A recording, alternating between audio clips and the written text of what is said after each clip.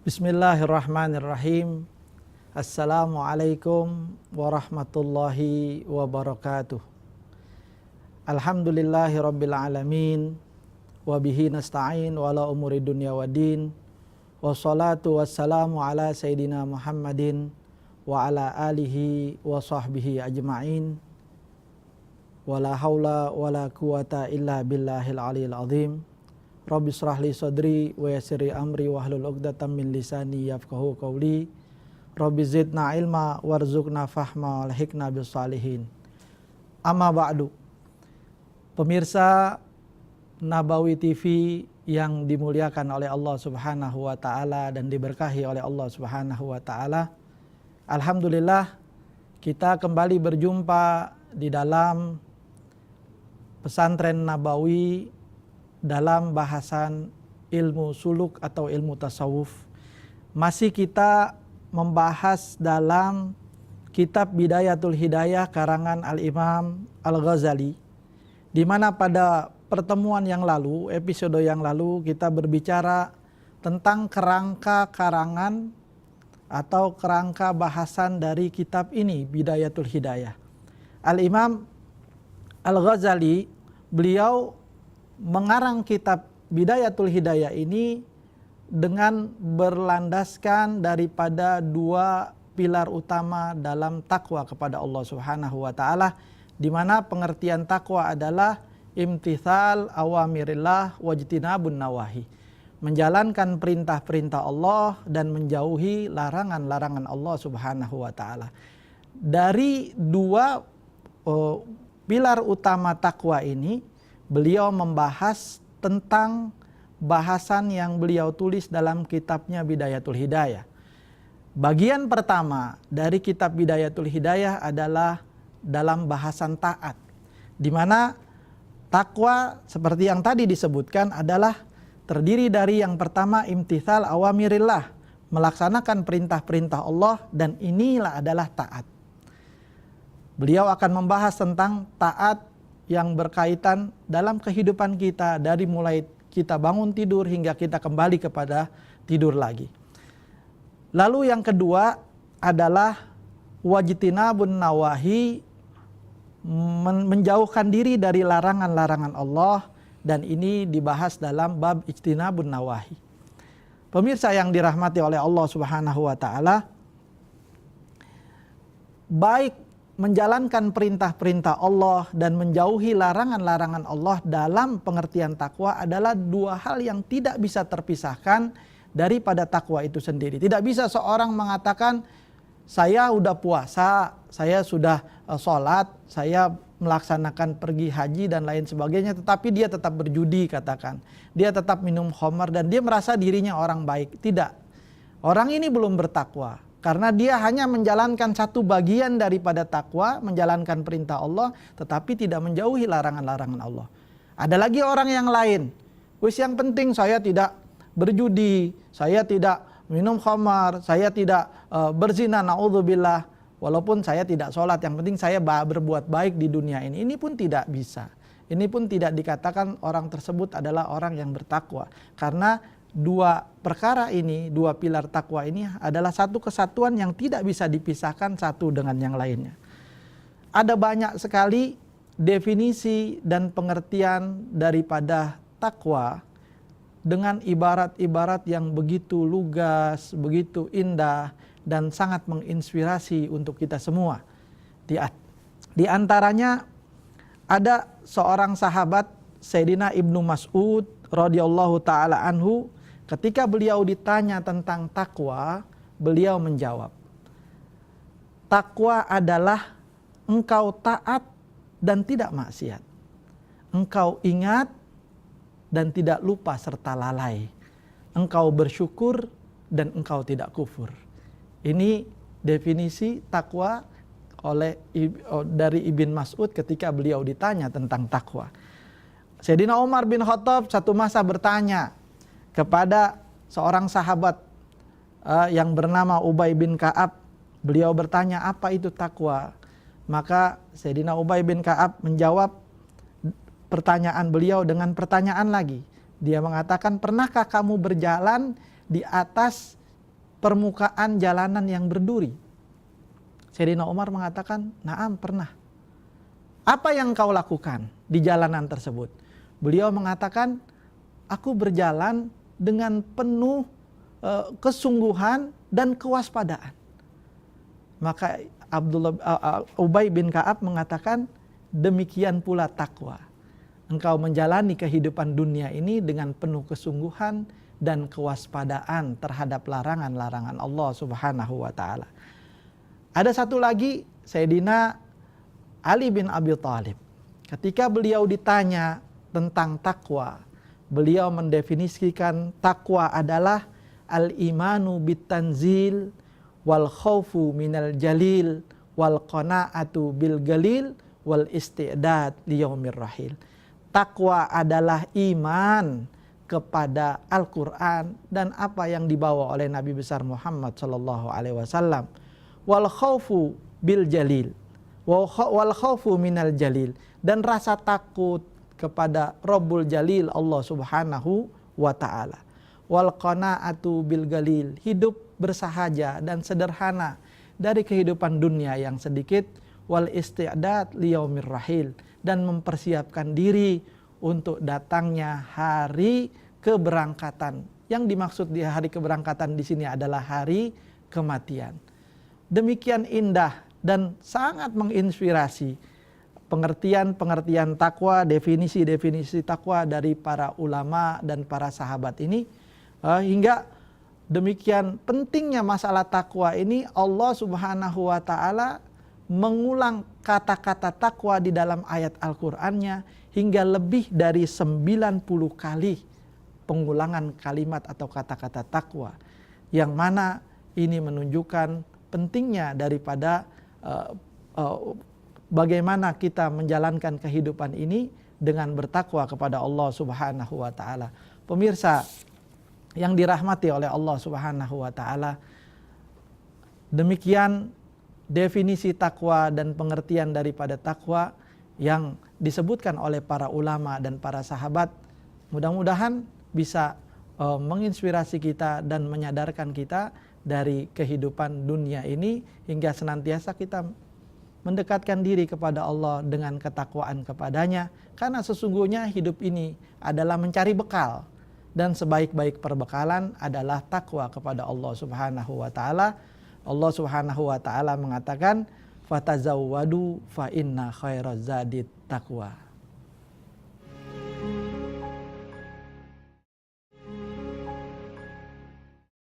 Pemirsa TV Nabawi yang dirahmati oleh Allah Subhanahu wa taala, kita kembali dalam bahasan kita tadi. Pada segmen sebelumnya kita mengutarakan, membahas bagaimana definisi-definisi takwa yang disebutkan oleh para ulama dan sahabat radhiyallahu taala anhum ajmain. Dari semua pengertian takwa dan definisi takwa yang disebutkan, maka bisa ditarik kesimpulan, ditarik khulasah, bahwa hakikat takwa adalah alla yaraka maulaka haitsu nahaka wa alla yafgiduka maulaka haitsu amarok. Tuhanmu tidak mendapati dirimu di tempat-tempat yang dilarangnya, dan Tuhanmu tidak kehilangan dirimu di tempat-tempat yang diperintahkan olehnya. Jika seorang mukmin, seorang manusia, dia selalu berada di tempat yang diperintahkan oleh Allah dan tidak pernah absen, tidak pernah hadir di tempat yang dilarang oleh Allah Subhanahu wa taala, maka orang ini adalah orang yang bertakwa. Jadi sangat mudah kita mengenali orang yang bertakwa jika kita berjumpa dengan seseorang yang kalau kita bertemu hanya di tempat-tempat yang baik, dan tidak pernah kita berjumpa dengan orang ini di tempat yang tidak baik. Maka ketahuilah bahwa ini orang insya Allah adalah orang yang bertakwa. Karena itulah hakikat takwa. Tuhan kita tidak mendapatkan kita di tempat yang dilarangnya, dan tidak pernah kehilangan kita di tempat-tempat dan di keadaan di mana Dia perintahkan kepada kita Subhanahu wa taala. Pemirsa yang dirahmati oleh Allah, satu masa Rasulullah Shallallahu alaihi wasallam beliau ditanya oleh sahabat, "Ya Rasulullah, Man akramun nas, siapa manusia yang paling mulia? Rasulullah ditanya, siapa sih manusia yang paling mulia? Apakah dia orang yang berharta, berkedudukan, atau pejabat, atau lain sebagainya? Dan Rasulullah SAW menjawab, qala atqahum, yang paling mulia di antara manusia adalah yang paling bertakwa di antara mereka. Dan beliau dalam hadis yang lain, beliau mengatakan, la fadla li abyadin alal aswad, wala li arabi ala ajami. Tidak ada keutamaan atas kulit putih di atas kulit hitam, atau orang Arab dari non-Arab, illa bitaqwallah, kecuali sebab takwa kepada Allah Subhanahu wa taala. Jadi yang membedakan seseorang di sisi Allah, di hadapan Allah adalah hanya takwanya kepada Allah Subhanahu wa taala. Yang paling bertakwa dialah yang paling mulia. Beliau mengatakan, antum min Adam wa Adam min turab. Kalian dari Adam dan Adam tercipta dari tanah.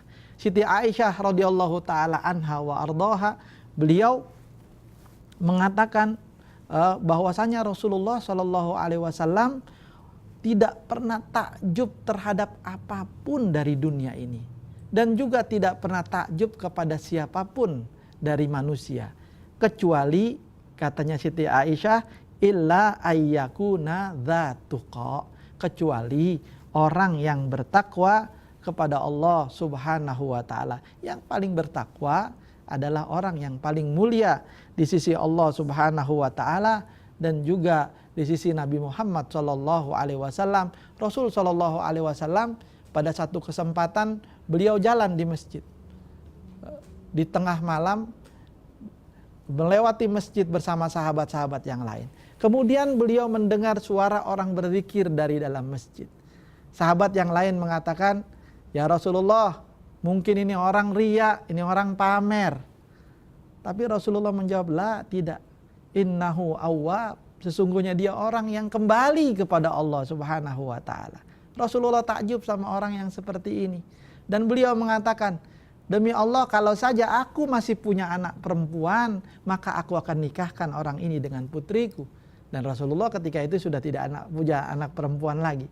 Di antara sahabat ada yang masih punya anak perempuan, dan dia bilang, "Ya Rasulullah, kalau begitu aku akan nikahkan orang tersebut dengan putriku." Maka ini orang mendapat kemuliaan dari Allah di dunia sebelum di akhirat karena ketakwaannya kepada Allah Subhanahu wa taala.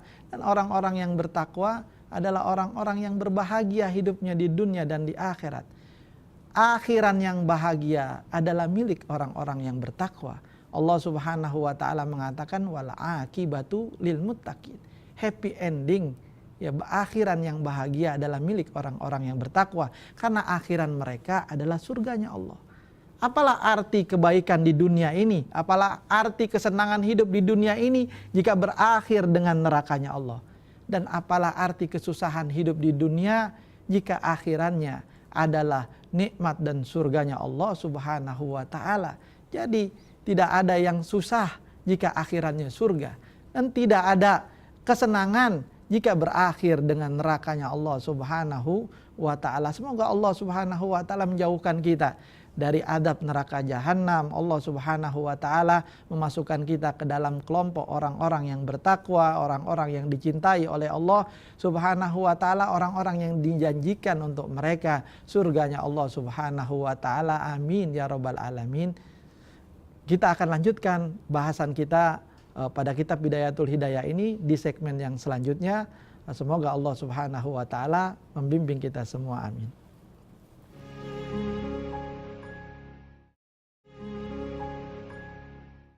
Pemirsa Nabawi TV yang dirahmati oleh Allah Subhanahu wa taala, kita akan lanjutkan bahasan kita dalam kitab Bidayatul Hidayah di program Pesantren Nabawi ini. Tadi kita sudah bahas tentang kemuliaan dan keutamaan daripada orang-orang yang bertakwa, di mana takwa terdiri dari dua bagian. Yang bagian pertama adalah bagian taat, bagian yang kedua adalah bagian menjauhkan diri dari maksiat.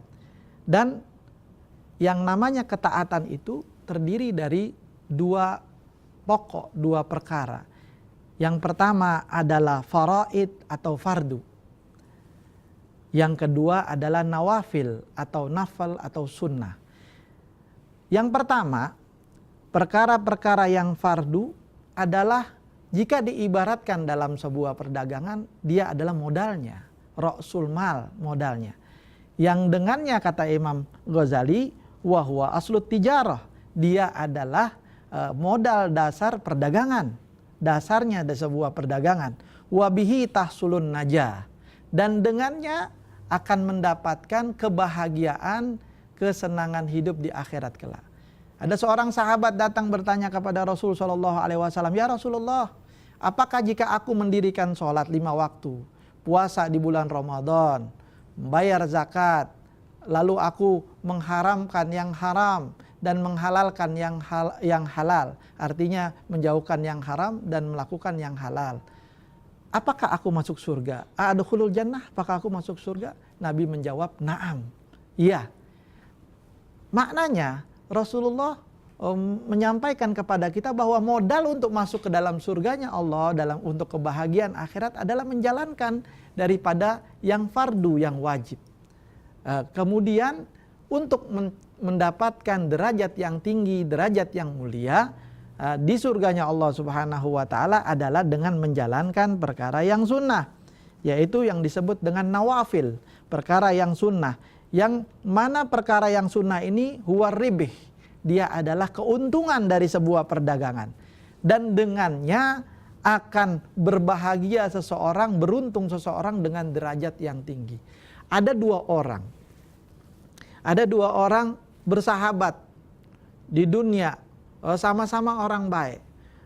Apa yang dilakukan oleh temannya dilakukan juga oleh temannya. Selalu beramal dengan amalan yang sama. Jika hadir pengajian, sama-sama hadir. Sholat berjamaah, sama-sama sholat berjamaah di masjid dan seterusnya. Tetapi ketika di akhirat, yang satu mendapatkan temannya derajatnya lebih tinggi darinya. 1 derajat. 1 derajat di sana itu perbedaannya perjalanan 500 tahun. Lalu yang di bawah derajatnya ini bertanya kepada Allah, ya Allah, dulu waktu di dunia saya sama-sama sama teman saya ini.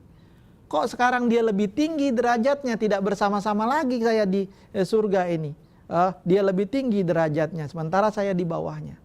Bukankah amalan kami sama?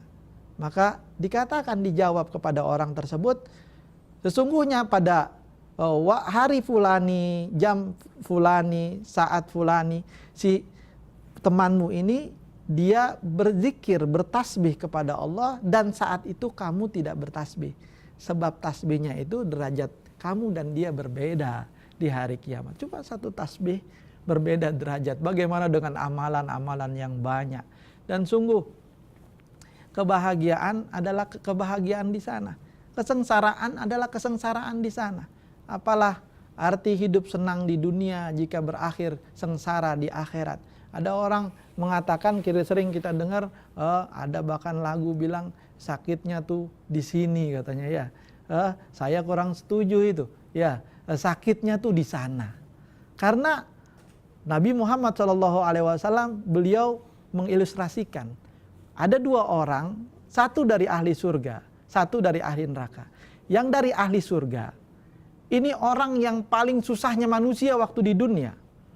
Penyakitan, tidak punya apa-apa, matanya buta dan lain segala, semua kesulitan dunia dia punya ini orang. Tapi ahli surga. Ketika dipanggil di akhirat, kemudian dicelupkan 1 jarinya masuk ke dalam surga, Allah tanya, ya abdi, wahai hambaku, hal marrat minka min bu'sin got fid dunya. Dulu waktu di dunia kamu pernah rasa susah hidup? 1 jari dicelupkan di surga. Apa jawaban orang ini? Dia bilang, la ya Rabb, tidak ya Allah. Sejak aku dilahirkan ibuku, aku dalam keadaan senang, aku dalam keadaan bahagia, aku dalam keadaan sejahtera. Lupa semua kesusahan hidupnya di dunia, 1 jari dimasukkan ke dalam surganya Allah. Nah, ini orang yang paling bahagia hidupnya di dunia, paling senang, paling sejahtera. Tapi ahli neraka, dicelupkan 1 jarinya ke dalam neraka. Kemudian diangkat lagi dan ditanya oleh Allah, ya abdi, wahai hambaku, apakah pernah berlalu waktu hidupmu di dunia kesenangan hidup, kebahagiaan hidup? Lihat jawaban. Orang yang paling katanya an umi rojulin, orang yang paling nikmat hidupnya di dunia. Ketika satu jari dicelupkan ke dalam neraka, apa jawabannya? Dia bilang, la ya Rabb, tidak ya Allah. Sejak aku dilahirkan ibuku, aku dalam keadaan susah, dalam keadaan sengsara, dalam keadaan nestapa. Lupa semua itu kebahagiaan hidup waktu di dunia, kesenangan hidup waktu di dunia. Cuma satu jari dicelupkan ke dalam neraka. Bagaimana kalau seluruh tubuhnya dimasukkan, dilemparkan ke dalam neraka? Jadi kalau dibilang sakitnya itu di sini, bukan, sakitnya itu di sana. Sakitnya di sana, sakit yang tidak ada akhirannya. Na'udzubillah min ghadabillah. Kita semua sadar bahwasanya kehidupan di dunia ini akan berakhir. Yang jadi pertanyaan bukan kapan berakhirnya. Tidak ada seorang pun yang tahu. Tetapi yang menjadi pertanyaan yang harus ada di benak kita, bagaimana berakhirnya kita di dunia ini? Bagaimana akhiran kita di dunia ini? Dan jika kita mau tahu bagaimana akhiran kita di dunia ini, maka kita lihat bagaimana kehidupan kita di dunia ini. Imam Haddad beliau mengatakan, jika engkau ingin wafat dalam keadaan yang engkau inginkan, maka lazimi keadaan itu dari sekarang. Umpama kita kepingin wafat dalam keadaan membaca Al-Quran, dalam keadaan berpuasa, dalam keadaan sujud, maka lazimi hal itu dari sekarang. Beliau mengatakan, jika engkau tidak menginginkan datang kematian dalam keadaan yang engkau benci, maka jauhi perkara itu dari sekarang. Nggak kepingin wafat dalam keadaan tubuh bergelimang dosa, dalam keadaan maksiat, dalam keadaan minum khamar. Bahkan tidak sedikit orang yang wafat dalam keadaan junub dari perbuatan zina. Na'udzubillah min ghadabillah. Kalau tidak ingin wafat dalam keadaan-keadaan yang mengerikan tersebut, maka jauhkan perbuatan itu dari sekarang. Dan sungguh kebahagiaan adalah milik orang-orang yang bertakwa, dan surganya Allah dijanjikan untuk orang-orang yang bertakwa. Allah Subhanahu wa taala berfirman di dalam Al-Qur'an, "Wasari'u ila maghfiratin min rabbikum wa jannatin arduhas samawati wal ard wa iddat lil muttaqin."